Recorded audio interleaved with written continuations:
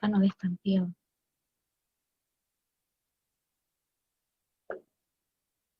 Tampil merupakan startup event community yang mengadakan berbagai webinar melalui platform Tampil yang dapat diakses melalui aplikasi Android, iOS, dan web. Webinar terkait IT, AI, dan bidang lainnya setiap hari ada di Tampil. Jangan lupa untuk download aplikasinya dan ikuti event serta berikan komen dan rating 5 di aplikasinya. Selain webinar, Bapak Ibu dapat mengikuti kegiatan BISAI lainnya seperti bootcamp, course akademi terkait TI dan IT melalui aplikasi BISAI Academy yang dapat diakses melalui Android dan iOS.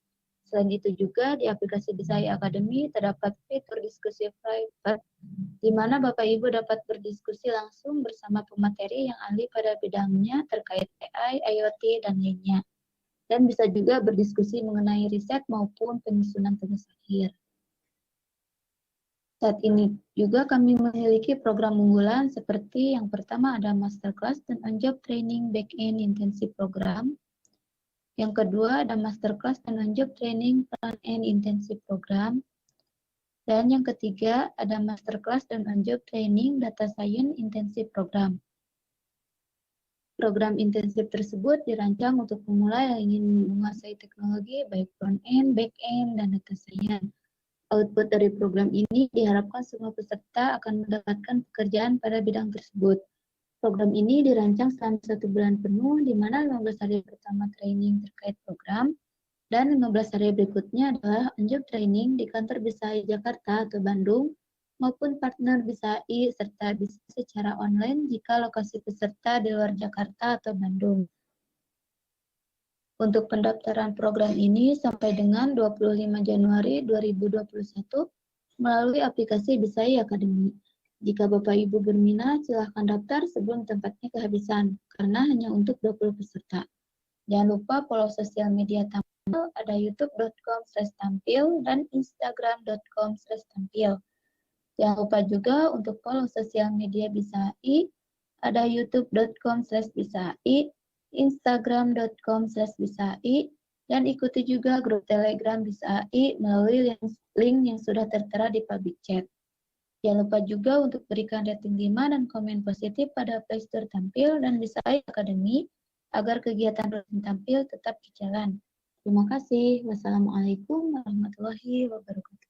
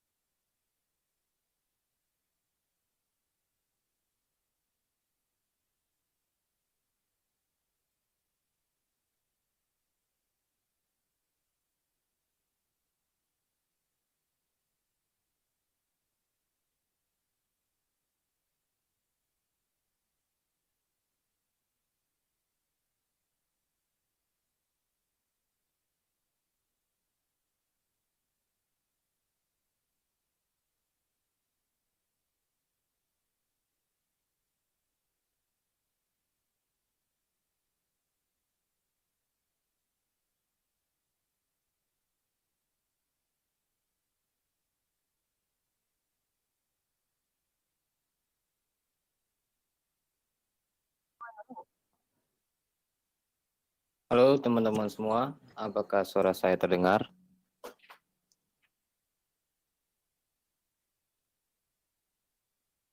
Oke, kita buka saja ya acara kali ini. Oke, Assalamualaikum semua, selamat malam dan selamat datang di acara webinar kolaborasi di Lokasi dan BISAI di session 2 ini.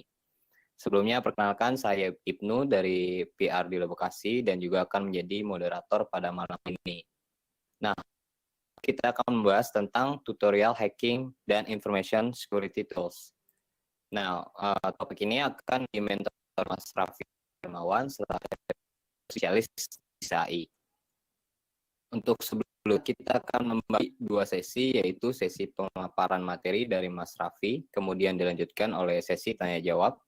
Jadi teman-teman yang nanti ingin bertanya di sesi tanya jawab, langsung saja diajukan pertanyaannya di kolom komentar. Oke, mungkin tanpa memotong waktu, saya serahkan waktunya dan tempatnya kepada Mas Raffi Darmawan untuk sesi pemaparan materinya. Terima kasih.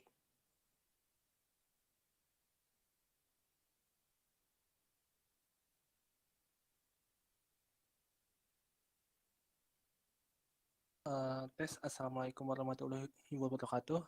Suara saya kedengeran apa enggak ya sekarang? Waalaikumsalam warahmatullahi wabarakatuh. Terdengar Mas suaranya?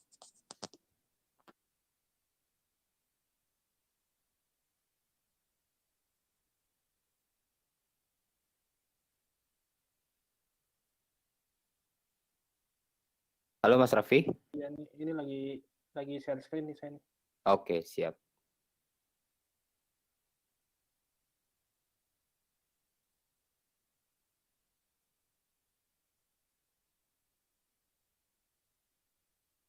Ini screen-nya udah terlihat ya berarti ya? Sudah Mas, sudah terlihat. Jadi di sini Bismillahirrahmanirrahim. Assalamualaikum warahmatullahi wabarakatuh. Perkenalkan, nama saya Raffi Darmawan. Kali ini saya akan membawakan materi tentang tutorial hacking dan information security tools. Sebelumnya ini bahasan lagi gitu ya. Kenapa sih cyber security itu penting gitu ya? Yang pertama adalah serangan cyber itu bisa terjadi kapan saja dan di mana saja. Jadi kalau saya cerita gitu kan, ada tuh. Jadi saya punya server kecil gitu kan, server kecil. Padahal tuh server itu cuma private gitu, punya saya sama teman saya doang gitu ya, yang ngisi gitu kan. Nah, cuma server kecil itu kalau saya lihat lognya itu tuh kayaknya banyak aja gitu serangan yang masuk gitu, bahkan tiap hari gitu kan ada bad bot dan lain-lain gitu kan. Jadi intinya adalah itu bisa terjadi kapan saja dan di mana saja, nggak ada yang tahu gitu kan. Terus juga a lot of data breach happen. Jadi ini tuh data breach itu adalah sebuah insiden kebocoran data di company gitu kan. Maksudnya di company atau di organisasi itu tuh bisa terjadi kapan saja dan di mana saja juga gitu kan. Dan juga a lot of di companies impacted to data breach ya. Udah banyak banget gitu kan yang company in Indonesia yang affected ini ke data breach ini kan. Terus yang ketiga adalah kenapa cyber security penting itu when a company suffers data breach, it will takes time to recover a company reputation. Jadi maksudnya adalah kayak gini nih, kalau misalkan sebuah perusahaan atau sebuah organisasi gitu kan ada insiden kebocoran data, maka bakal ada kayak itu apa ya namanya penurunan trust dari customer gitu kan. Misalnya customer di company ini awalnya dia trust banget nih sama aplikasi ini.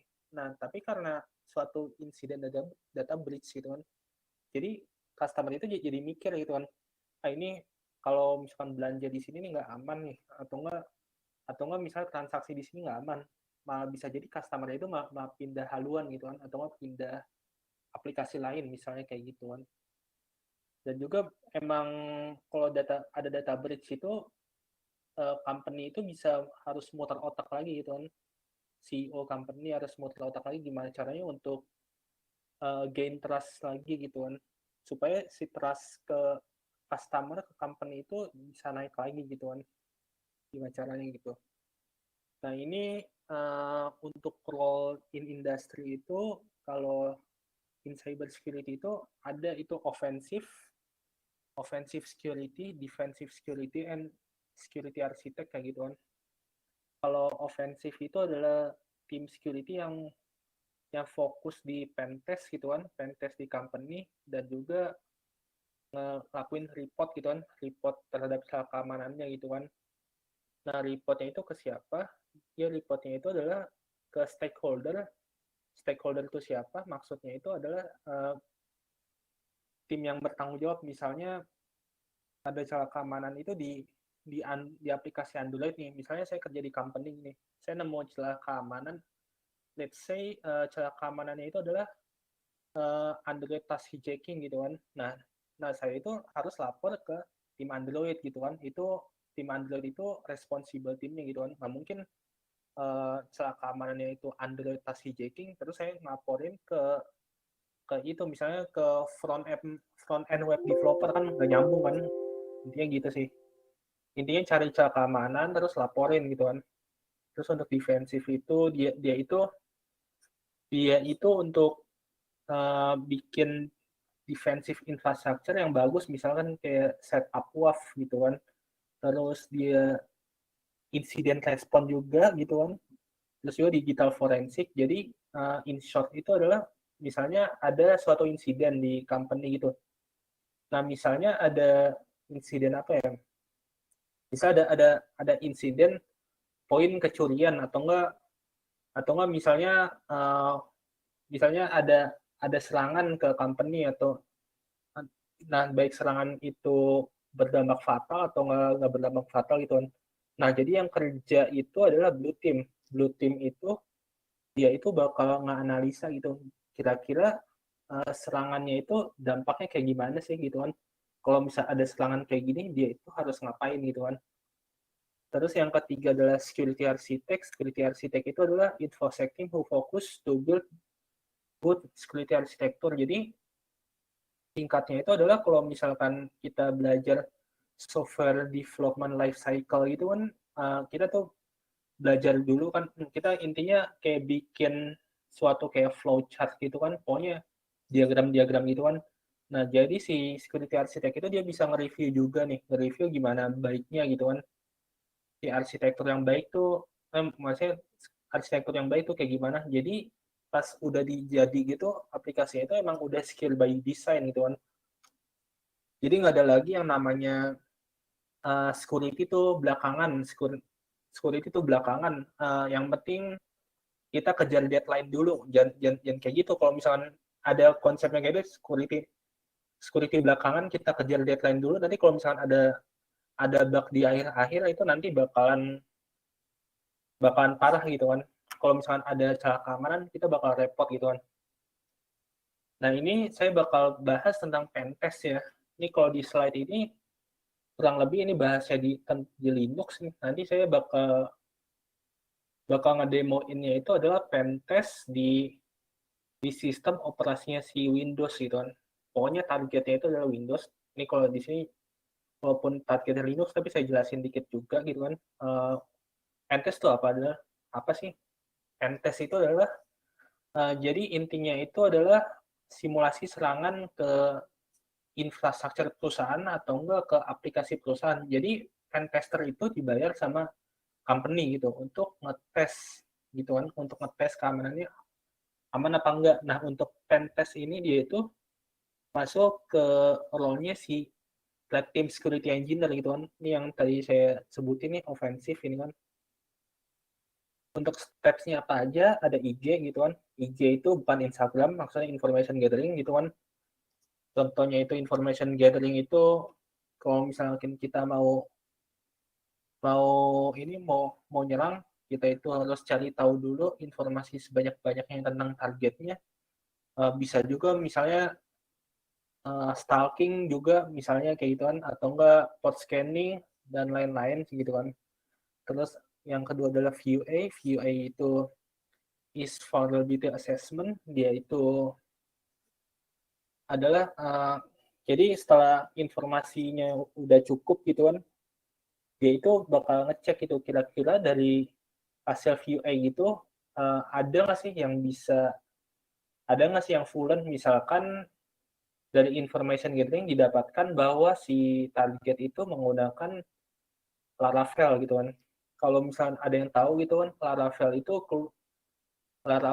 keluar ada CVE terbaru gitu kan.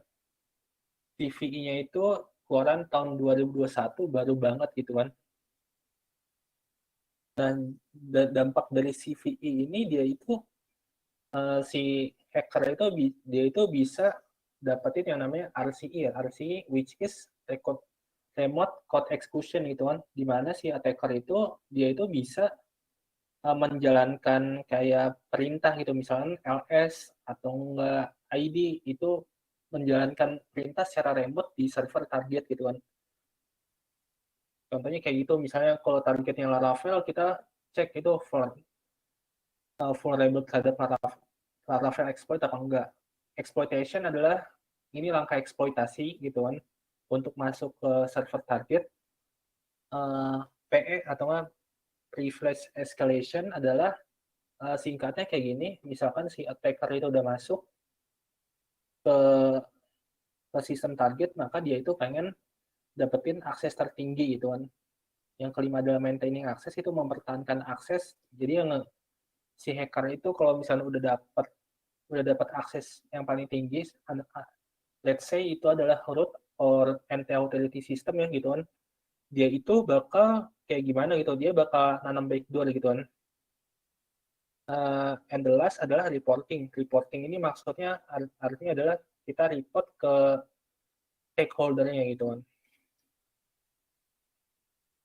Nah, ini information gathering.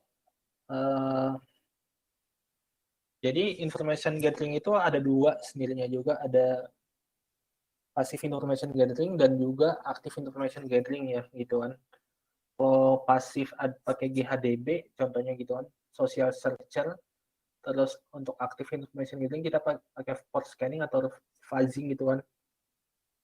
Nah, ini contohnya nanti gue bakal di demoin sih. Ini contohnya pakai Nmap gitu kan. Ini muncul portnya semua gitu. Portnya yang kebuka apa, terus OS-nya apa gitu kan. Ini VA itu vulnerability assessment. Kita bisa automatic or manual gitu kan. Kalau automatic kita ada pilihan toolsnya Nessus or Nmap kayak gitu kan. Atau enggak dua-duanya juga bisa sih sebenarnya. Kalau Nessus itu dia itu otomatis banget gitu kan, lebih otomatis dari Nmap sih. Kalau Nmap itu menurut saya semi otomatis sih sebenarnya. Kalau yang manual itu kita bisa ngirim request terus analisa sendiri gitu, paketnya hasilnya kayak gimana gitu kan. Ini kalau Nessus gitu kan, Nessus itu saya bilang otomatis banget. Kenapa? Karena cuma cukup masukin aja gitu, masukin targetnya aja, dia itu langsung muncul semua, bisa langsung muncul semua. Sedangkan si Nmap itu dia itu saya bilang semi otomatis karena kita juga bisa milih juga gitu kan, bisa milih misalkan kita pengen nge-scan si SMB aja gitu kan, misalnya kita pengen nge-scan port SMB aja atau nggak port Jenkins, pokoknya port Jenkins aja atau dan lain-lain, kita bisa milih gitu kan. Dan kadang juga si Nmap itu harus ditambahin opsi-opsi lain gitu biar lebih dapat gitu kan si target, tentang valensi targetnya. Sedangkan si Nessus itu tinggal masukin doang gitu kan. Kayak gini sih. Ini contohnya si Nmap ngelakuin VA gitu kan. Dia itu nge-scan 139.445 which is itu adalah port SMB gitu kan. Nah, ini contohnya itu adalah dia itu vulnerable terhadap MS17010, dia itu bugnya si WannaCry gitu kan. Ini untuk exploitation adalah step di mana hacker itu mencoba gitu kan, karena untuk masuk gitu kan. Misalnya di sebelumnya itu dia itu udah dapat Laravel gitu kan. Nah, Laravelnya itu pakai versi lama, nah dia itu bakal manfaatin bugnya itu. Kalau misalkan targetnya itu fallen terhadap SQL Jackson, dia pakai SQL Jackson gitu kan. Ini contohnya pakai SQL Map gitu kan. Ini untuk attack SQL Jackson gitu kan. Terus untuk exploitation, ini contohnya MS17010 gitu kan. Nah, untuk PrivS, untuk yang Linux ini kan, kita contohnya kalau misalkan pakai kernel versi jadul gitu, kita ada Dirtico gitu kan. Dirtico itu TV 2016 5195 gitu kan. Ini di sini terus Tico exploit gitu. Ini dia awalnya user biasa terus tiba-tiba jadi root ya di sini. Maintaining access adalah tadi saya udah jelasin, si hacker itu misal udah dapat root, dia itu pengen mempertahankan aksesnya, dia nggak bakal ngasih intinya dia itu nggak mau kehilangan akses gitu kan. Dia bakal naruh backdoor, misalnya backdoor di cron tab atau gimana gitu kan. Reporting itu adalah, nah ini Endelas adalah reporting adalah untuk laporin, intinya bikin POC itu adalah proof of concept gitu kan, tentang vulnerability-nya gitu kan. Nah, untuk reportnya itu bakal dikasih ke stakeholder-nya gitu kan. Nah, sini saya bakal di sini saya bakal ke Windows ya. Sorry, bukan.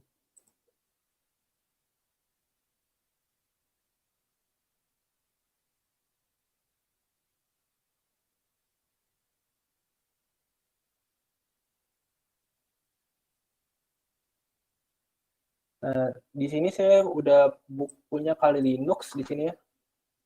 Nah, di Kali Linux saya bakal hack the box di sini, yang mesinnya itu adalah mesin Windows gitu kan.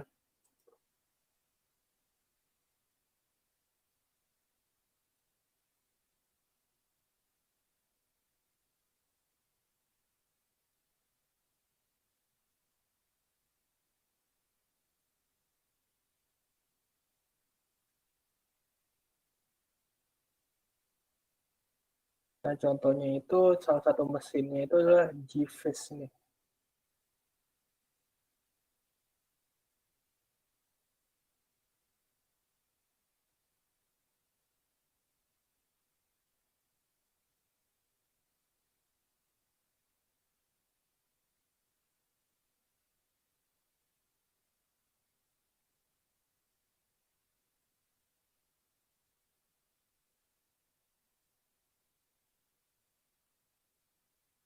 Ini tunggu sebentar dulu sih paling nih. Ini lagi nyalain mesinnya dulu.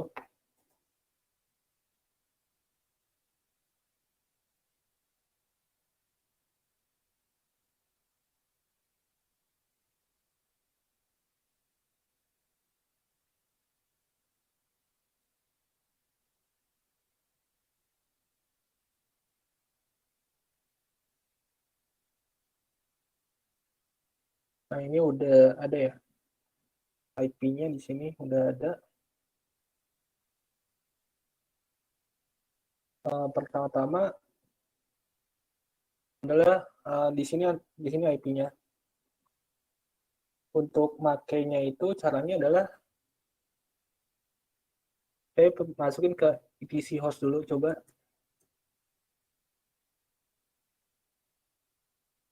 Coba nih sudo, ini tujuannya itu adalah saya masukin dulu hostnya gitu kan.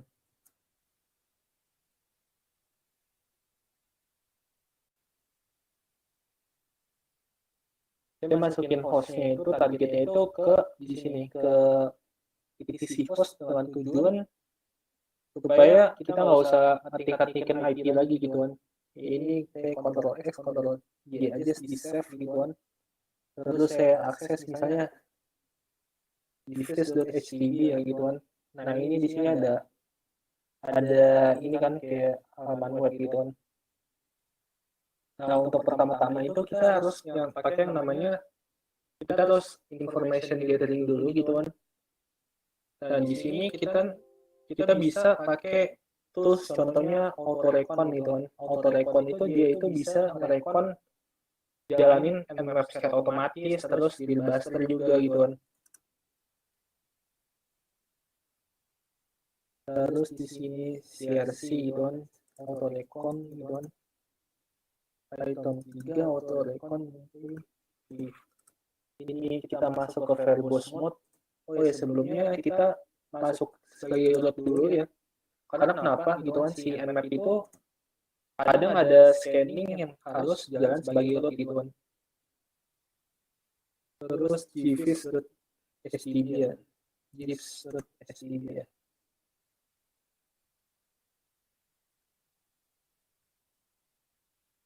Ini lagi scanning dulu nih. Coba di ping dulu.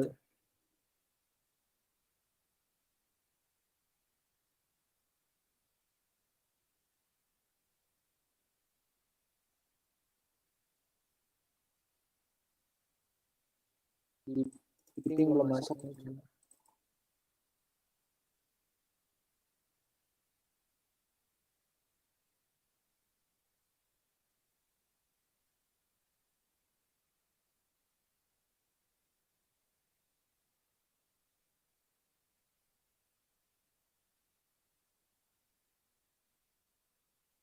Oh iya, belum connect VPN ternyata ya. Coba saya cek dulu ya. Oh iya, belum connect VPN nih.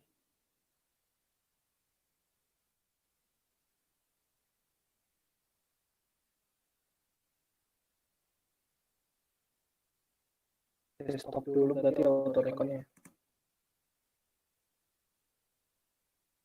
Terus coba di ping ya. Nah, ini udah dapat jawaban. Berarti udah bisa.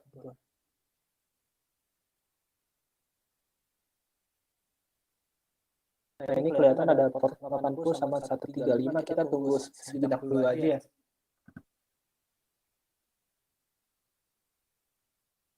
Ini tadi di port 80 ada ini. Coba kita masukin dulu asal gitu. Ternyata kayak muncul kesan error ya. Tapi sebenarnya kalau dilihat kok kesan errornya agak aneh gitu kan. Coba di kontrol U aja gitu kan. Oh, ternyata dia itu cuma gambar gitu kan. Karena cuma gambar ini kita bisa mastiin ini adalah rabbit hole gitu kan. Coba kita lihat lagi gitu apa sih yang ketemu gitu kan.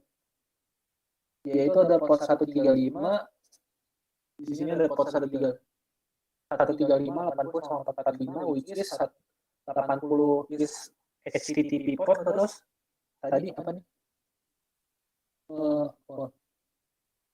50.000 ini ada JT gitu kan.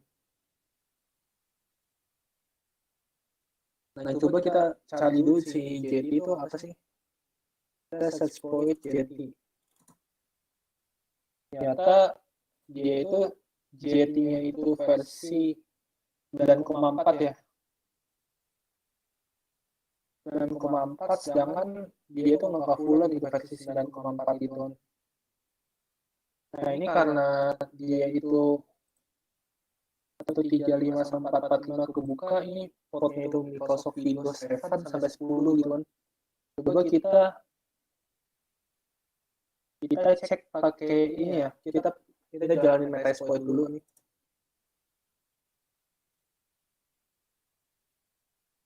Jadi Metasploit adalah sebuah tools yang digunakan untuk automatic exploitation gitu kan. Coba kita cek dulu. Jadi di ini adalah port 50.000, port 135 sama 445 itu dia itu fullan apa enggak sih sama MS17010. Tapi MS17010 itu vulnerable-nya harusnya sama Windows 7 juga bisa gitu kan. Ini tunggu dulu bentar nih. Terus Microsoft Windows 7 ya. Ini maksudnya MS17010 coba ya.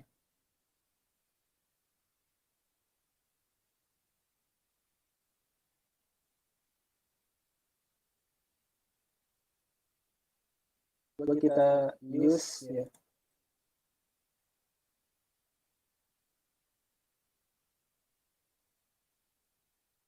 Terus set hostnya itu kita gifs ya. Terus set hostnya itu kita IP kita nih.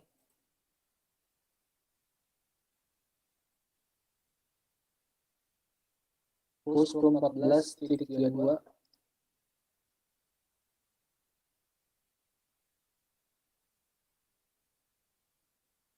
gue exploit ya.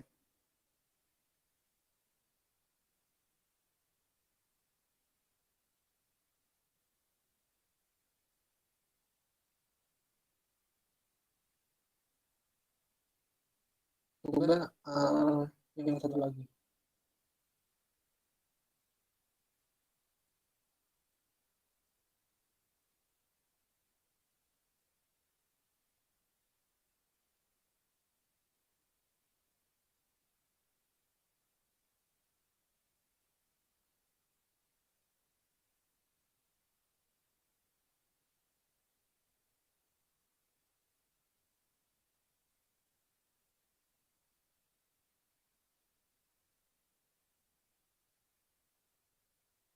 Ini exploit aja nih.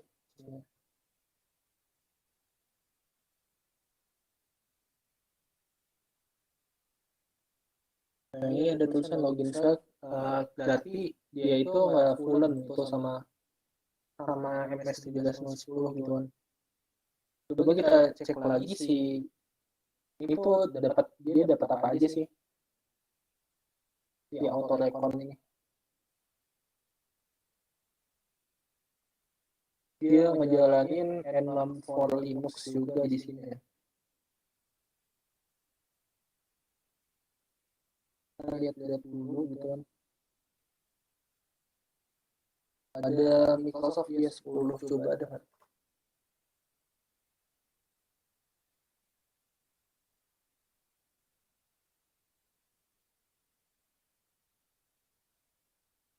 Kita Y10 nggak ada ya.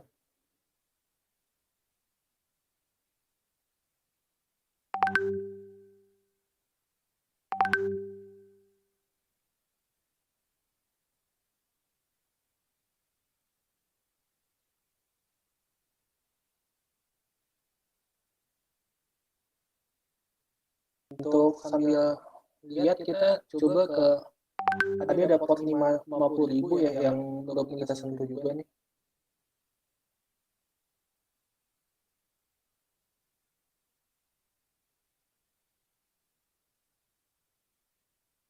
Ini kayak ini HTTP port gitu kan, HTTP port maksudnya.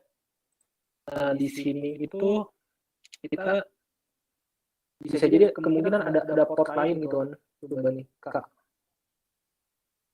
Nah, sebelumnya saya udah ngerjain sih ada tulisan AskDevice nih, ini historinya gitu kan. Nah, untuk cara dapetinnya gimana, saya pakai GoBuster gitu kan. Jadi saya daripada nunggu auto recon yang udah lama gitu kan, jadi saya CD terus gitu kan, terus sorry salah di directory gitu kan, terus auto recon, terus habis itu yes src gitu kan, auto recon lagi, terus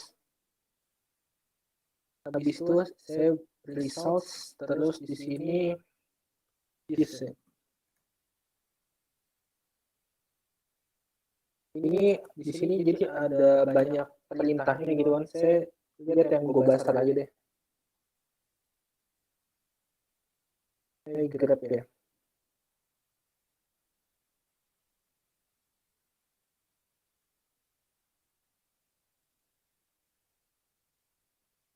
Nah, di sini saya bakal milih karena gue bahas versi yang terbaru, dia jadi pakai yang ini, gue bahas dir menu ya.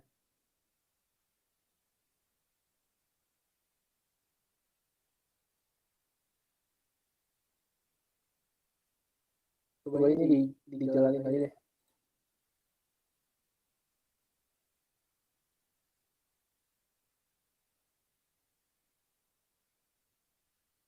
Selain itu coba kita pakai wordlist yang lain, ini kan dia pakai wordlist common ya.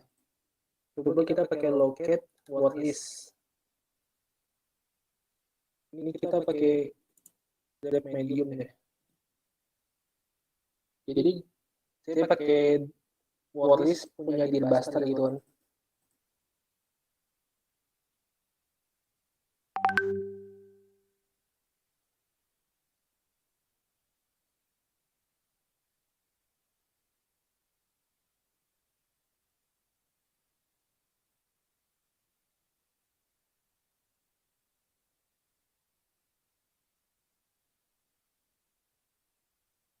Ya,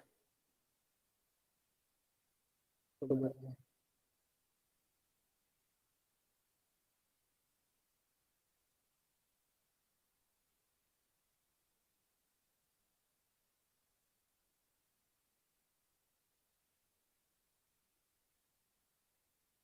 Jadi sebenarnya, jadi saya waktu kemarin tuh nyoba ya. Jadi namanya itu pakai GoBuster gitu kan. GoBuster pakai WordPress yang ini gitu kan.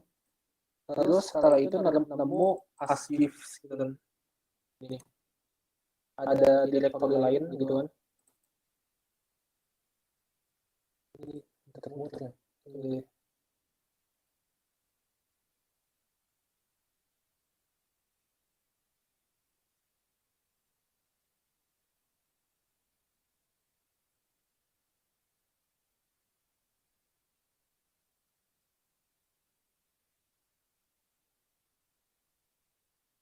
Ternyata di sini tuh ada Jenkins gitu kan. Nah, kalau misalkan kalian tahu gitu kan, Jenkins itu untuk RCI gitu kan. Coba kita ada beberapa pilihan, kita bisa pakai manual atau pakai Metasploit. Coba di Metasploit ya, search Jenkins, dia bisa kan.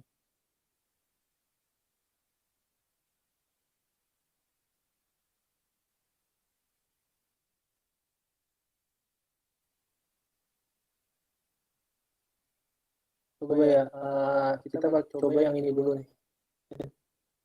Jenkins CLI Serialization, coba pakai yang ini dulu.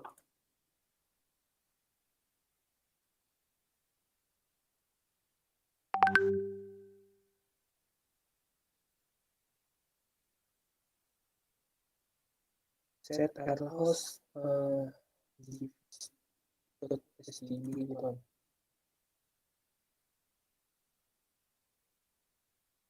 Lalu setelah itu hostnya 14.30.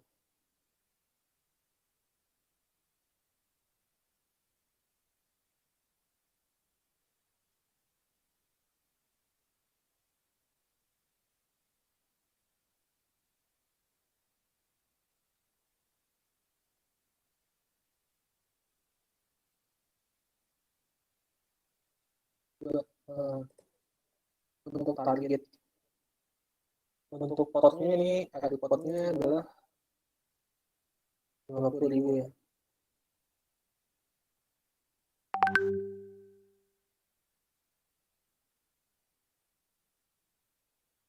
Untuk target di URI-nya itu adalah ASCII ini.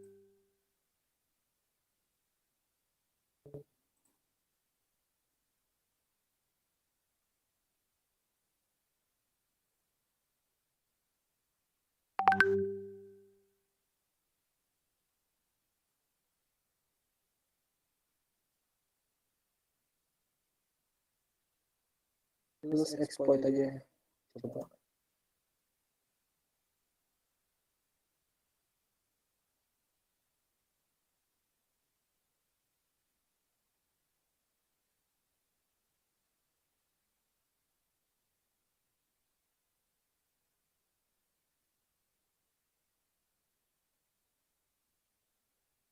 Coba kita pakai exploit yang lain. Sebenarnya waktu ngerjain ini saya ngerjainnya manual sih, nggak pakai Metasploit. Tapi kita di sini coba pakai Metasploit aja juga nggak apa-apa gitu kan.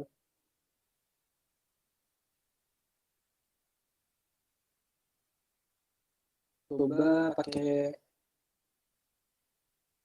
coba dia di sini ini tulisannya miss semua ya. Coba karena si di Jenkins saya itu pakai HTTP, coba pakai HTTP ya.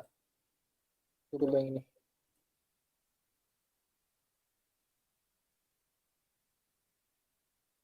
Coba air hostnya atau lagi. Terus portnya atur lagi ya. Terus habis itu air hostnya itu atur lagi 10.14.32 gitu kan.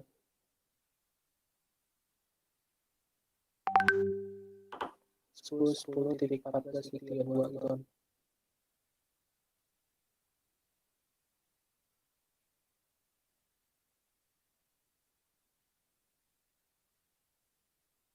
Terus target URI-nya di set lagi gitu kan, set target URI ini slash archives. Ada yang kurang lagi, gue exploit aja deh, coba ya.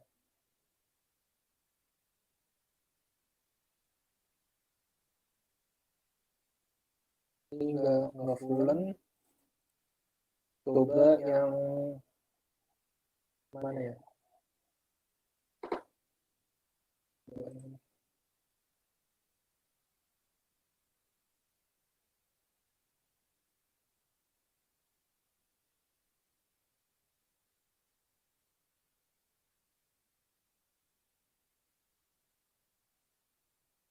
Nah ini coba hostnya itu tips lagi, terus portnya itu kita set 50.000 kan, terus habis itu target URL-nya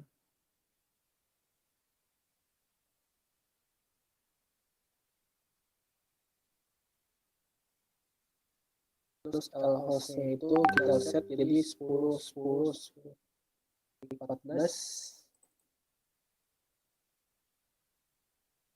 32, terus bisa exploit coba.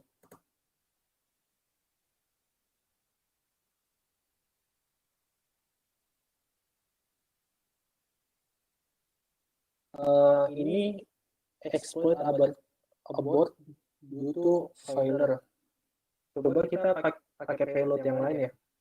Kita jadi sebenarnya waktu manual itu saya coba, dia itu exploitnya emang Jenkins script console. Kalau di manual itu dia itu ada di sini nih, di manage Jenkins gitu kan.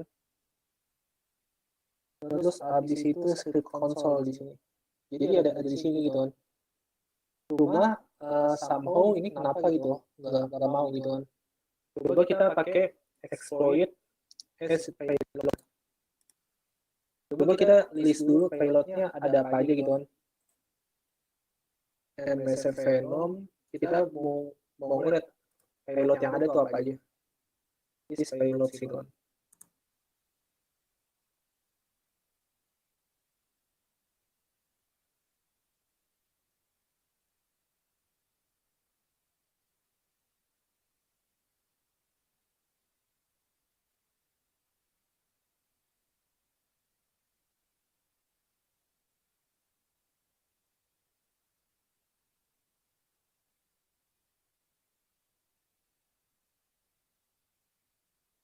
Mungkin bisa jadi itu tuh ada antivirusnya, bisa jadi sih. Jadi kemarin tuh saya coba juga pakai Metasploit yang Windows Metadetector itu gagal gitu kan. Coba saya cari yang Windows PowerShell gitu kan. Ini mau nyari payload dulu, coba. Lab PowerShell aja deh.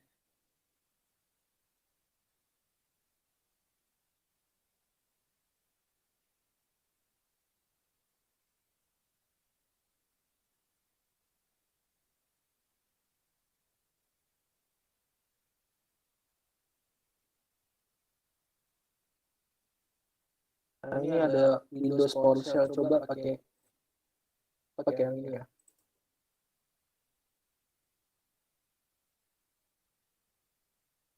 Payload yang ini, terus options, coba exploit.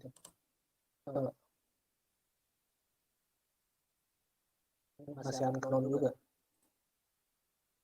Coba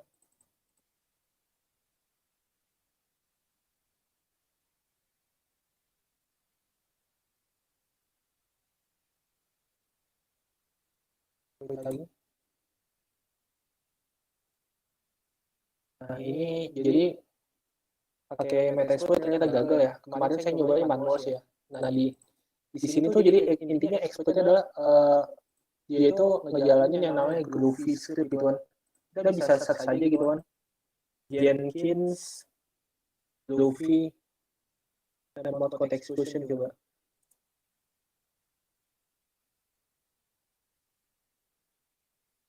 Nah ini ada nih, found Jenkins gitu kan.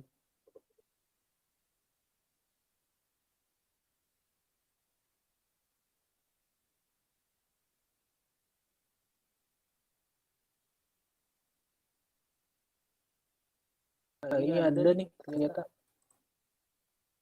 data payloadnya. Coba sebelumnya di tes dulu ya. Kita jalan ipconfig coba.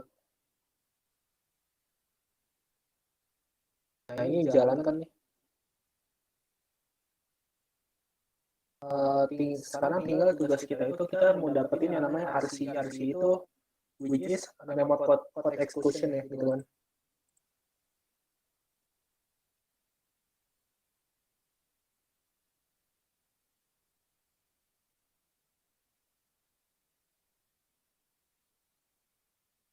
Coba di sini saya pakai MS Venom aja deh untuk pilotnya. Ini Windows X64 Metadata Reverse TCP, terus hostnya atur ya. Kalau hostnya itu sama 10.10.14.32, portnya itu 4444 gitu kan. Terus min-nya itu PSH gitu kan. PSH itu which is itu adalah PowerShell gitu kan.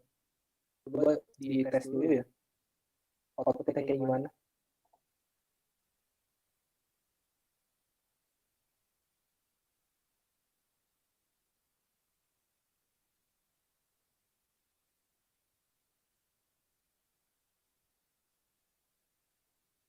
Coba harusnya PSH CMD gitu kan.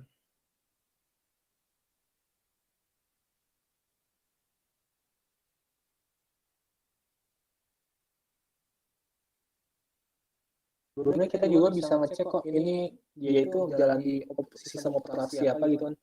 Sistem info coba ya. Ini jalan di operasi Windows 10 gitu kan. Windows 10 64 bit gitu kan.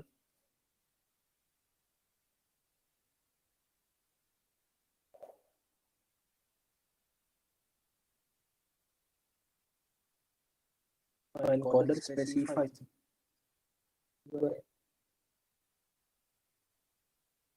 Jadi saya lihat dulu apa aja sih listnya. Ini saya pengen, jadi intinya itu saya pengen ke PowerShell gitu kan. PowerShell itu ke MSF Venom. Tapi sebelumnya coba saya lihat dulu ini filenya itu listnya apa aja gitu kan.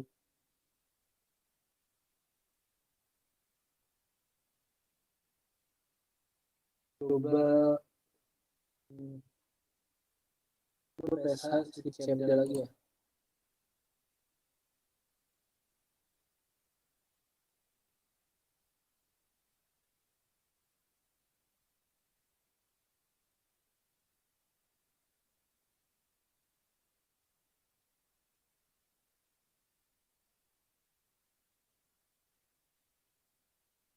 Atau gini aja, Windows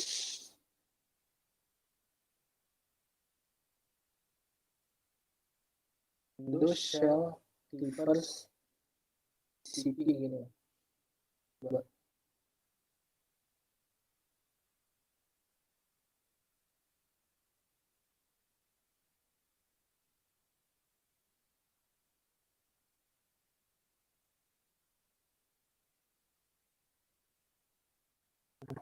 Nah ini ada tulisan PowerShell.exe gitu kan. Oh coba lagi dia itu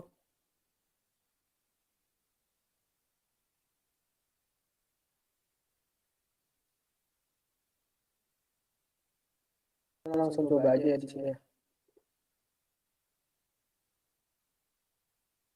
Ini ada perintah PowerShell yang sangat panjang sekali gitu kan. Dia udah di encode sama Metasploit gitu kan. Ini kita masukin aja sih coba.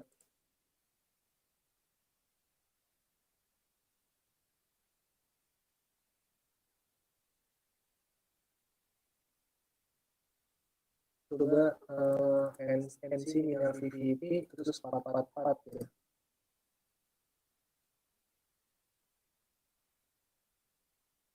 Coba.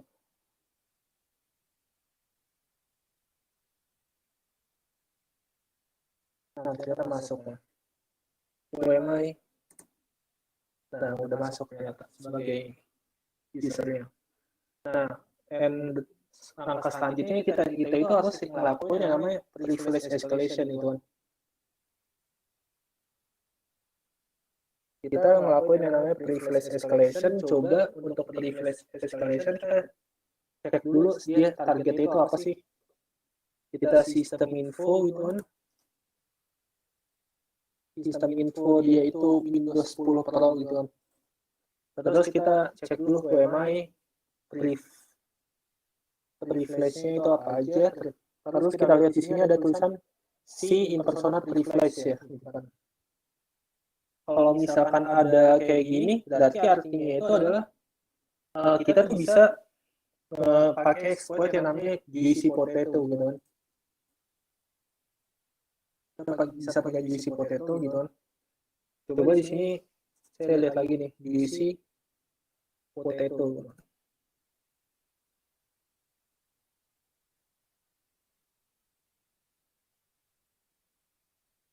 Ini saya .exe-nya saya transfer ke sini ya, ke target.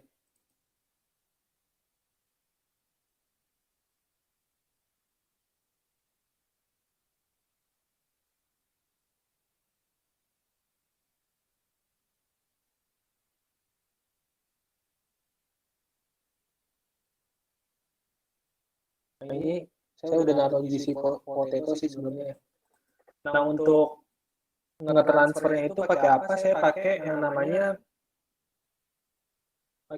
SMB server. Jadi saya buka SMB port di Linux server saya gitu, di Linux saya nih. Sudo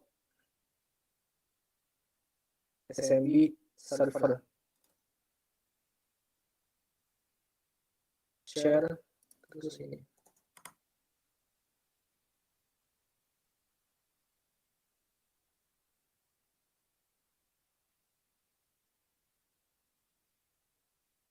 Ini dia bakal ngebuka port SMB gitu kan. Coba di sini saya mau coba nge-copy ya, copy 10, ambil file gitu kan. Share terus juicy potato gitu kan.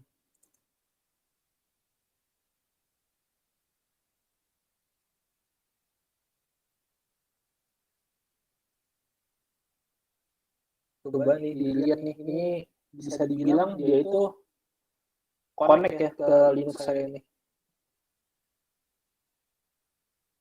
Nah, ini satu file copy ya. Nah, ini ada juicypotato.exe. Coba kita cek dulu gitu kan. Dia jalan gitu kan.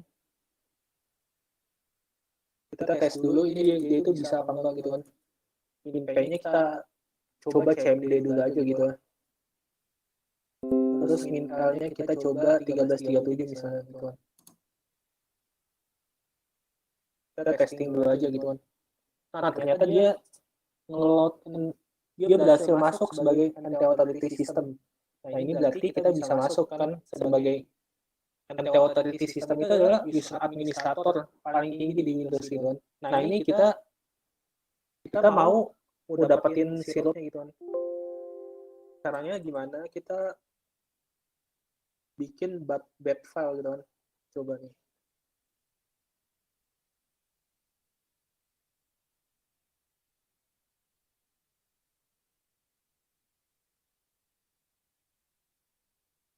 Terus jadi saya mau bikin bat file gitu kan.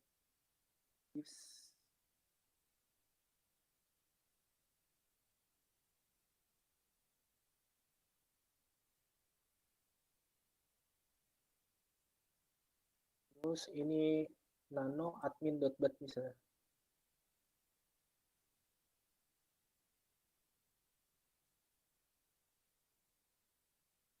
Get admin.bat.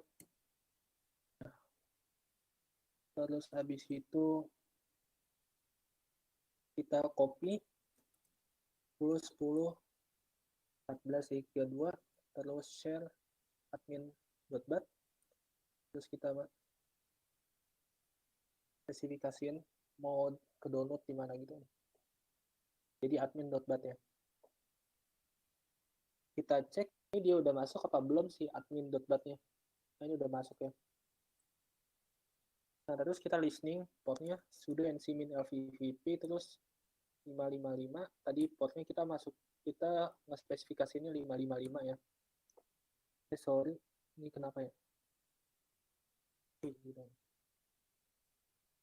Terus habis itu juicy potato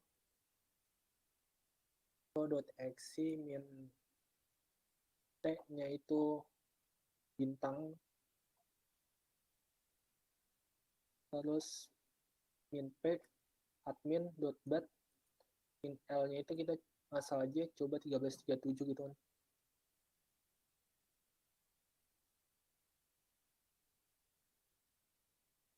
Nah, di sini udah langsung masuk ke kita. Nah, di sini kita udah masuk sebagai admin. Who am I? MT Authority System. Berarti kita udah berhasil masuk sebagai super admin di sistem Windows ini nih. Jadi untuk to sum up, jadi apa sih poinnya itu? Pertama-tama tadi itu kita ngelakuin information gathering itu kita pakai auto recon tadi, terus dapat ada sebuah service Jenkins gitu kan, dimana Jenkins itu dia itu ada script console yang bisa dimanfaatin untuk ngelakuin yang namanya RC remote code execution. Terus di sini pertama-tama kita dapetin reverse shell dulu sebagai user biasa gitu kan. Di sini udah dapat reverse shell sebagai user biasa sebagai Kosuke gitu kan.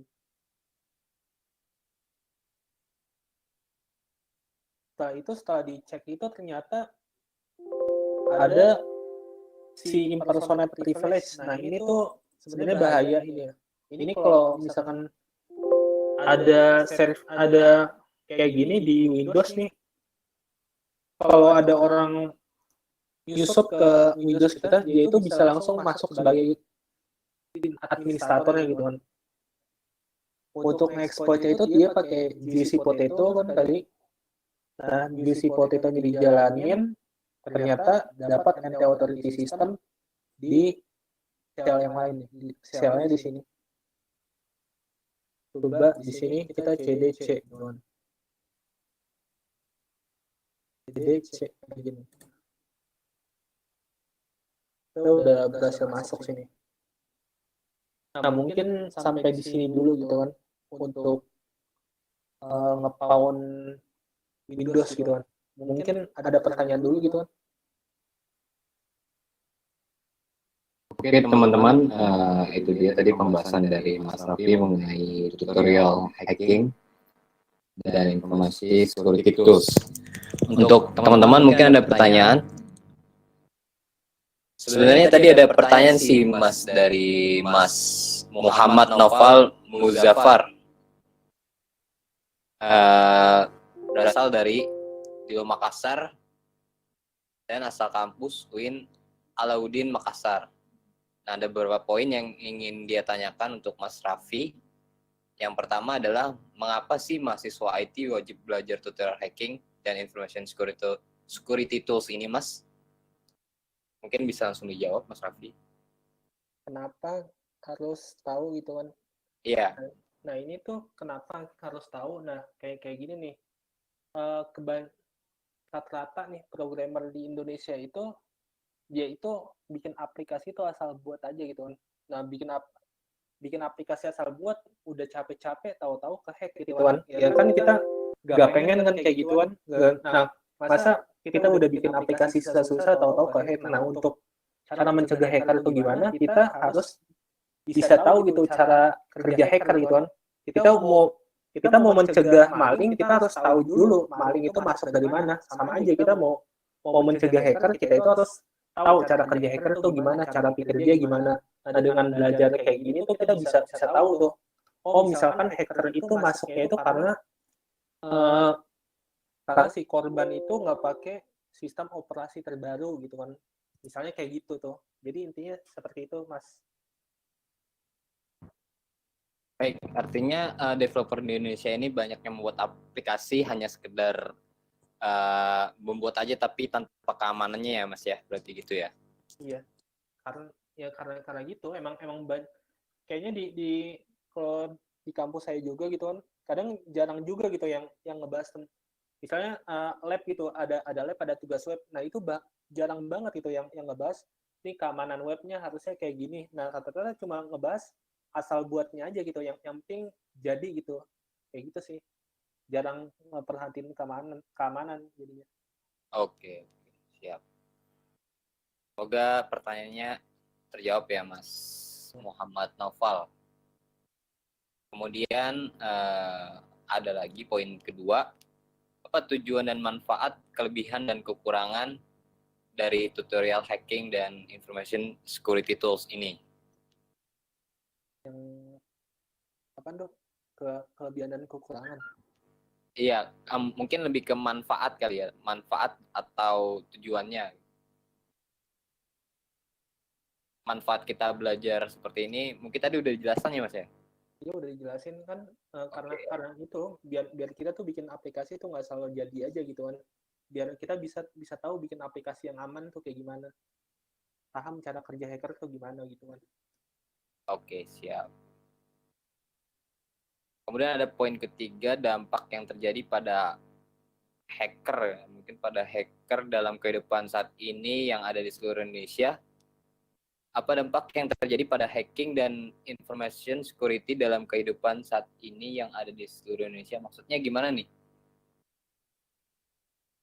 Dampak hacking dan information security. Dalam kehidupan saat ini. Mungkin lebih ke ininya kali Mas ya, profesi. Kalau misalkan begitu sih untuk dampak hacking sama information security, yang pasti itu ini bicara di company aja mungkin ya. Kalau di company itu nggak mungkin nggak ada yang namanya security team gitu kan. Nah itu kalau misalkan company nggak ada security team, bisa bisa jadi kan seperti saya bilang tuh developer rata-rata tuh banyak yang kurang tahu pemahaman tentang security. Nah kalau misalkan nggak ada security team itu bisa bahaya gitu kan. Nah jadi untuk di sini tuh yang misalkan mau belajar tentang security tuh maksudnya pengen jadi profesi IT security misalnya, ini tuh masih kebuka lebar dan bisa dibilang masih jarang juga orang yang bisa. Kalau misalkan yang bisa programming tuh bisa dibilang udah banyak, tapi yang bisa security saya bilang jarang sih itu kan. Masih bukan jarang, masih dikit gitu kan. Oke, oke. Terima kasih Mas Raffi jawabannya. Semoga pertanyaannya menjawab. Kemudian poin keempat dan kelima mungkin tadi sudah ditutorialkan ya Mas ya. Bisa jelaskan contoh cara kerja dari Nmap, kemudian cyber security, role in industry, penetration testing, maintaining access dan reporting. Tadi sudah ditutorialkan ya Mas ya. Tadi sudah semua itu. Oke. Mungkin kita next saja kali ke pertanyaan berikutnya.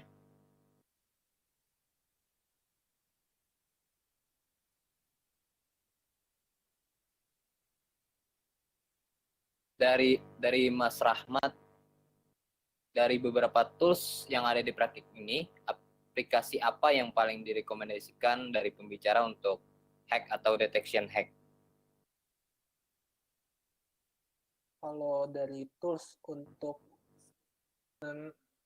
detection hack, untuk hack atau detection hack, jadi tadi itu yang saya rekomen itu kita yang bagus itu Nmap gitu kan. Nmap itu kenapa gitu kan? Nmap itu dengan Nmap itu kita bisa information gathering gitu. Kita bisa tahu si aplikasi misalkan si server itu dia itu port kebuka di mana aja, terus pakai aplikasi apa aja dia bisa scanning gitu kan.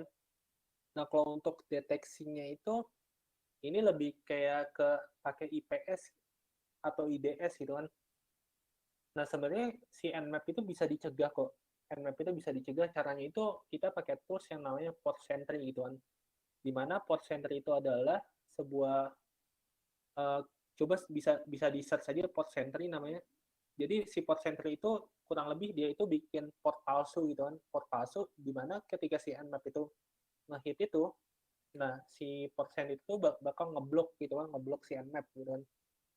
Untuk mengakses si server yang dipasang port sentry itu. Jadi yang saya saranin tuh Nmap sama port sentry sih. Nmap untuk offense itu maksudnya untuk nyerang, kalau untuk defense dari Nmap itu pakai port sentry gitu kan.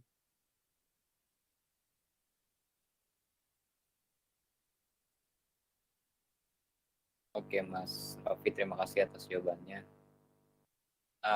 Kita next question ke Mbak Wandani Sregar. Kak, saya install Kali Linux 2020. Saat install missing firmware. Maksud missing firmware itu apa, Kak? Missing firmware ini pertanyaan yang mana ini? Bisa lagi nyari-nyari ini tadi pertanyaan yang mana ini? Wandani Sregar. Dari Mbak Wandani Sregar. Mana nih?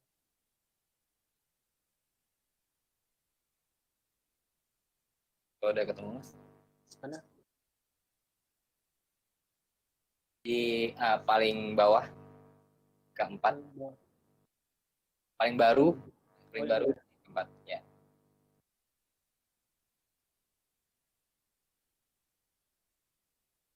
Kalau untuk missing firmware, kalau saya belum pernah ketemu juga sih untuk masalah missing firmware ini nih. Mungkin bisa di searching dulu aja gimana gitu. Soalnya saya install juga langsung bisa aja gitu kan. Bisa mungkin bisa tanya Stack Overflow gitu, itu kenapa gitu kan. Terus disertain pesan errornya gitu kan, errornya pokoknya detailnya kayak gimana gitu kan. Kurang lebih gitu sih. Soalnya saya belum pernah ngalamin itu, install missing firmware itu. Oke, terima kasih, Mas. Jadi mungkin di search saja dulu ya Mbak Wandani itu masalahnya kenapa. Kemudian dari Mas Viko, apa perbedaan antara port sentry dan honeypot, Kak? Kalau ini port sentry itu kurang lebih konsepnya kayak sama kayak honeypot itu kan. Jadi honeypot itu kayak bikin suatu jebakan gitu kan, sebenarnya cara kerjanya hampir sama aja kalau itu mah, port sentry sama honeypot tuh itu sih. Berarti cara kerjanya sama ya? Ya sama aja cara kerjanya. Ada yang terlewat, Mas, pertanyaan dari Mbak Elbrian Ernest. Mungkin beliau tidak begitu pro, dia bilang. Izin bertanya, ini kayaknya udah pro banget. Kalau belajar dasar untuk security, mesti belajar apa dulu? Gitu, Mas Raffi. Kalau untuk belajar cyber security, kita harus belajar yang namanya ini fundamental hacking dulu gitu kan. Minimal kita harus bisa ini top 10 OWASP ini kan, saya pernah bahas kayaknya top 10 OWASP gitu kan. Jadi minimal kita bisa attack web dulu gitu kan. Ini sih, kita harus belajar dasar-dasarnya, misal injection tuh kayak gimana, broken authentication tuh kayak gimana, sensitive data exposure gimana, XML tuh gimana gitu kan. Intinya belajar ini dulu sih, top 10 OWASP ini. Untuk belajarnya di mana kita bisa pakai Mi gitu kan. Mi bisa dibilang recommended banget lah buat belajar ini. Banyak challenge-nya juga, banyak paper juga. Pokoknya ada tiap challenge itu pasti ada papernya gitu, paper yang mendukung untuk kita belajar gitu kan. Ini pokoknya rekomend buat belajar basic di sini. Lebih gitu sih. Nah, jadi belajar dulu dari Rodmi ya, Mas, ya. Mungkin bisa cari-cari di sana. Next question, Mas, ke Mas Viko Aditama. Bagaimana cara mengambil informasi dari korban yang menginstal software bajakan? Kalau nginstall software bajakan, sebenarnya gini sih, untuk software bajakan nih, saya mau kasih tahu dulu ya. Jadi kan mungkin software crack-an itu, kita yakin nggak sih sebenarnya bisa jadi ada suatu program gitu yang disisipin gitu kan. bisa jadi ada suatu malware yang disisipin gitu kan. Jadi sebenarnya file exe itu bisa disisipin, kalau nggak salah ada namanya shelter deh. Shelter. Nah ini nih shelter. Jadi waktu itu saya pernah nyoba gitu kan. Shelter itu intinya itu adalah ini awalnya file exe nih. File exe-nya itu awalnya normal gitu kan. Maksudnya file exe biasa gitu kan. Nah ini diinjek pakai shelter gitu kan. Nah pas diinjek ini dia itu bisa nyisipin program lain. Contohnya kita bisa nyisipin keylogger atau nyisipin payloadnya Metasploit tadi itu kan. Ini sih mungkin Mas bisa bisa coba aja ini shelter ini. Dia ini bisa bisa bypass antivirus juga sih pas saya coba nih. Itu sih. Mungkin bisa dicoba aja Mas. Oke, terima kasih jawabannya Mas Raffi. Oke, untuk saat ini masih ada lagi teman-teman yang ingin bertanya karena kita masih punya waktu. Mungkin tadi materinya sampai situ atau mau dilanjutkan lagi, Mas? Mungkin sampai situ sih. Kalau misalkan ada yang mau tanya juga nggak apa-apa gitu kan. Mau tanya Oke, lagi silakan. siap. Boleh teman-teman, silakan yang mau bertanya.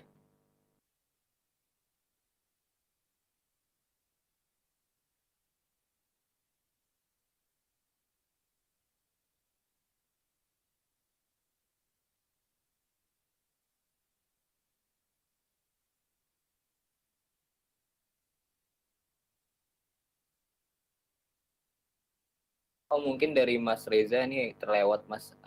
Saya pemula, bagaimana sih cari pilot yang pas? Bagaimana cari pilot yang pas? Iya, Sebenarnya itu kalau hacking itu kayak kuat-kuatan ini apa ya, recon gitu kan. Jadi kita nggak tahu ini pilot itu jalan apa enggak, kecuali kalau misalkan kita nyoba gitu kan. Kalau misalkan mau ngelihat banget nih, misalkan misalkan kita bisa analisa source code-nya, kita bisa ngelihat source code-nya, kita lihat-lihat dulu aja gitu kan, lihat manual.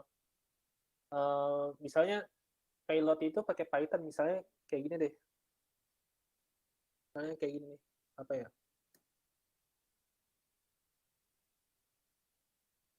search exploit, misalnya search exploit kita Laravel ada deh,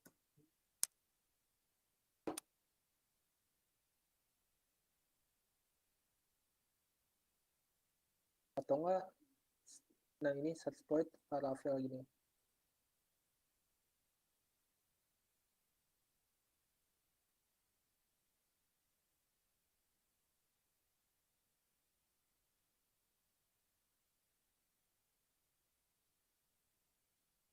Nah kita bisa bisa aja untuk melihat payloadnya jalan apa enggak, kita bisa yang namanya ngelihat gitu, kita kita ngelihat nih cara kerja si payloadnya itu gimana nih. Jadi kurang lebih dia itu untuk cara kerja pilotnya itu adalah dia itu yang pertama-tama dari Metasploit ya, yang saya pelajarin nih, saya udah sempat pelajarin juga sebelumnya ini.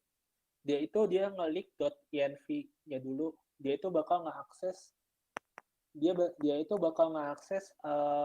.env-nya si Laravel gitu kan. Kalau misalkan ada kesalahan gitu, nah itu langsung dapat key-nya gitu kan. Coba nih. Nah ini nih, nah ini kita lihat nih.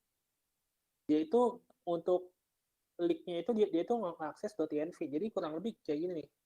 Misalnya target itu adalah kayak gini, targetnya gini deh. Misalnya targetnya yang kayak tadi gfs.htb gitu kan. Anggapannya ini Laravel. Nah dia itu ngecek ini .env gitu kan. Ini ada apa enggak? Kalau misalkan enggak, di manual itu enggak ada gitu kan. Nah berarti yang fungsi .dev-env leak itu dia gagal nih pasti. Itu udah pasti gagal gitu kan. Kayak itu sih. Terus coba kita kita lihat lagi, kalau misalkan some case kita itu punya si FK-nya gitu kan. Jadi gimana gitu caranya? Pertama-tama kita kita bisa pelajarin dulu sih dia dia itu cara kerjanya gimana gitu kan. Anggap aja kita dapat FK-nya gitu kan. Dia itu ada code-nya ini PHP code injection gitu kan. Di Metasploit itu pakai PHP code injection. Nah ini sebenarnya which is itu dia itu payload ini dari mana gitu kan. Saya udah research juga, ini pakai payload yang mana PHP GGC nih. Dia asal dari mana nih? Dia dari sini gitu kan. Dia itu si Metasploit itu ngambil si payloadnya dari sini, PHP generic get change sini dari GitHub sini, terus dimasukin ke Ruby-nya dia gitu kan, dimasukin ke codingannya dia. Terus ini pokoknya yang dari GitHub itu, terus sama CMD-nya nih. CMD itu adalah payload si Metasploit, nanti dimasukin nih ke variabel ini, terus CMD length to s gitu kan. Dia itu panjangnya gitu kan. Terus setelah itu si payloadnya itu bakal dienkripsi menggunakan AES mode CBC gitu kan. Untuk IV-nya itu dipilih random gitu kan. Nah kurang lebih begitu sih kalau misalkan mau ngelihat, kalau misalkan kita mau tahu gitu kan si payload itu bakal jalan apa enggak, kalau misalkan niat banget kita bisa gitu, kita bisa ngelihat aja gitu cara kerjanya gimana sih, cara kerja si pilotnya kayak gimana. Kalau misalkan agak mager ya jalanin aja gitu kan, pokoknya kita nggak bakal tahu kalau misalkan nggak nyoba gitu kan. Kurang lebih gitu sih.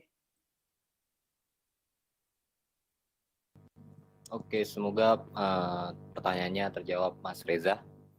Kemudian ada Mas Viko lagi bertanya. Jadi dari case, saya dulu menginstal antivirus Kaspersky dan setelah beberapa scan virus dan dikarantina virusnya, malah menyebabkan storage HDD saya langsung terkuras habis. Jadi kenapa hal tersebut bisa terjadi, Mas?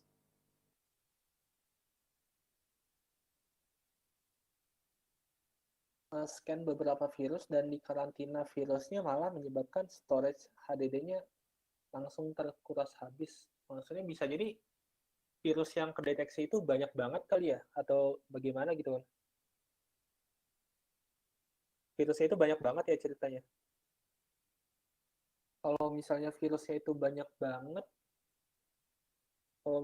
ya bisa jadi sih virusnya itu kayak kayak ini kayak dia itu punya anaknya gitu kan, punya anaknya itu yang nggak terdeteksi sama si Kaspersky bisa jadi gitu kan. Atau enggak kalau misalkan kalian ngepelajarin yang namanya apa ya, tentang, kalau misalkan belajar dikit tentang antivirus, saya waktu pas SMA itu saya sempat kayak modifikasi antivirus gitulah, modifikasi antivirus Indonesia gitu kan, itu buat bahan penelitian saya gitu kan. Nah jadi sistem jadi sistem karantinanya si antivirus itu kayak gimana, si si antivirus itu dia itu nge-enkripsi si virusnya gitu kan. Nah tujuan di karantina tuh apa, tujuan di karantina tuh apa, supaya ini kalau misalkan kita itu ngira wah file ini bukan virus nih, kita bisa balikin lagi, bisa keluarin dari karantina gitu kan. Jadi pas di karantina itu apa ya, pas di karantina itu dienkripsi si virusnya, kalau misalkan di karantinanya dilepas itu virusnya didekripsi gitu kan. Nah bisa jadi juga dari enkripsinya sih yang gede banget, makanya bisa habis, bisa jadi dari situ, dan banyak kemungkinan juga bisa jadi dari virusnya beranak juga bisa juga. Tapi kalau misalkan dari karantinanya yang space-nya banyak, kayaknya nggak mungkin juga sih, bisa jadi dari virusnya. Nah, lebih gitu sih, Mas. Oke, kita ke next question dari Mbak Almentari Dianta Marahar. Kak izin bertanya, terus apa yang bisa memonitoring perjalanan sosial media? Mungkin ini lebih ke machine learning atau Mas ya, atau benar? Atau gimana? Mana tuh?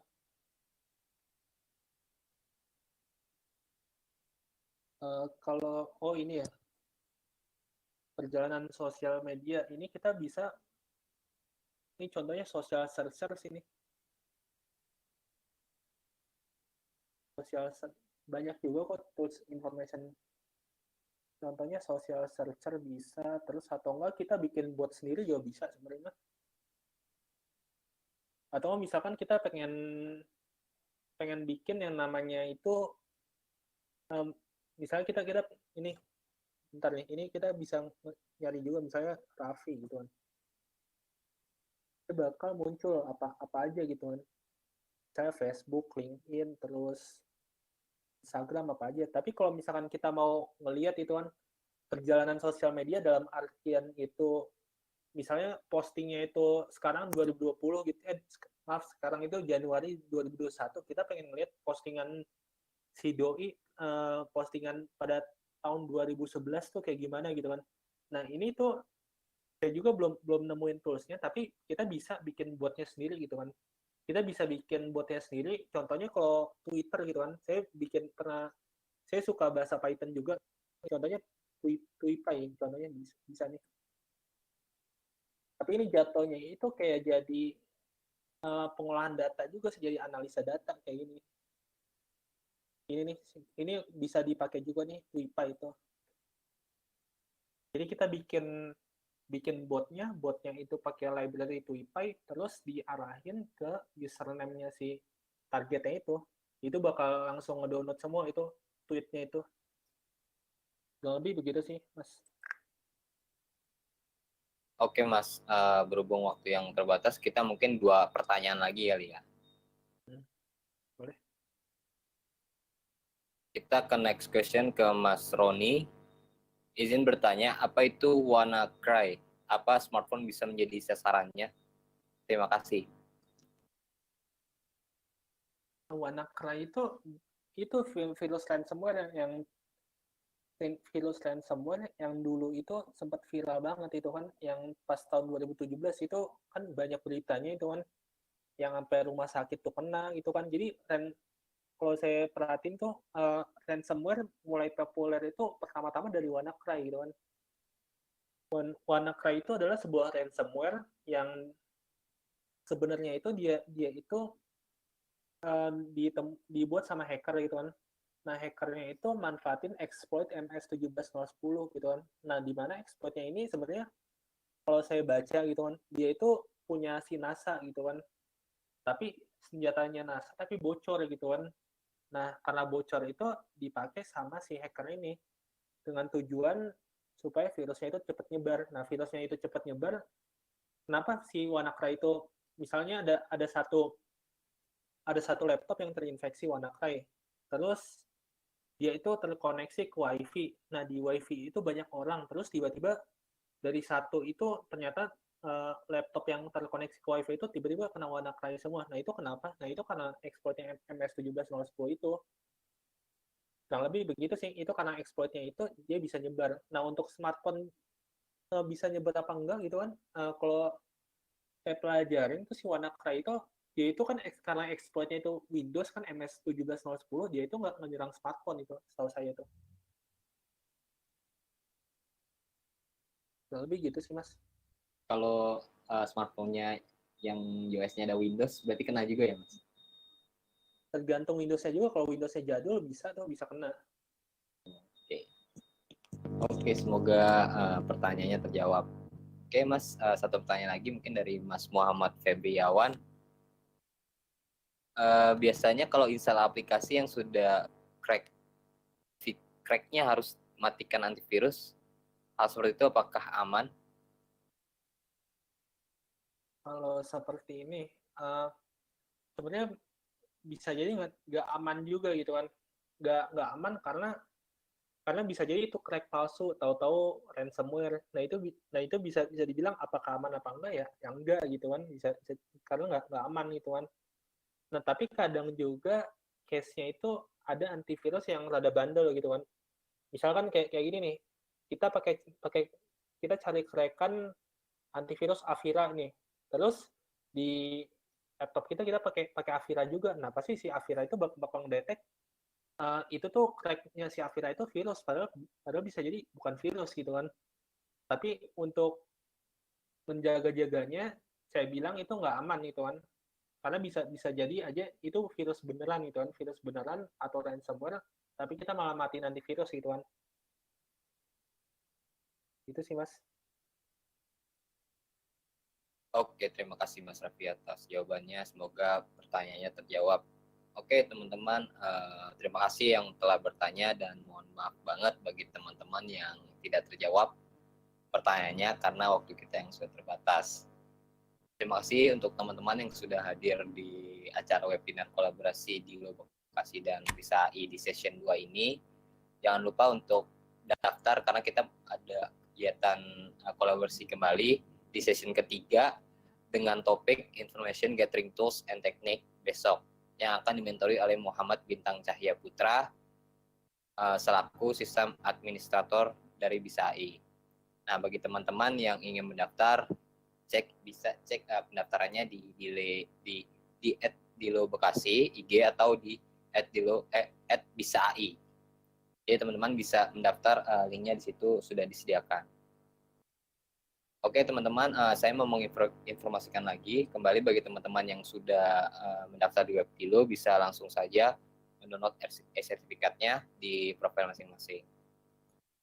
Oke, terima kasih Mas Raffi atas ilmunya. Semoga bermanfaat bagi teman-teman semua di sini. Sampai ketemu di next event berikutnya. Stay safe and stay healthy. Saya pamit undur diri. Assalamualaikum warahmatullahi wabarakatuh.